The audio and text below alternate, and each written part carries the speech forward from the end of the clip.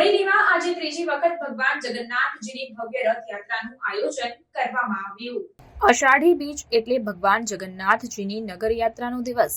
આજના દિવસે છોટાઉદેપુર જિલ્લાના બોડેલીમાં ત્રીજી વખત ભગવાન જગન્નાથજીની ભવ્ય રથયાત્રાનું આયોજન કરવામાં આવ્યું છે। ત્યારે સમગ્ર બોડેલી, અલીપુરા અને ઢોકલિયાના નગરજનોમાં એક અનેરો ઉત્સાહ, આનંદ જોવા મળે છે। નગરયાત્રામાં સમગ્ર બોડેલી પંથકના લોકોએ ઉત્સાહભેર ભાગ લઈ ભગવાન જગન્નાથજીના આશીર્વાદ લીધા હતા।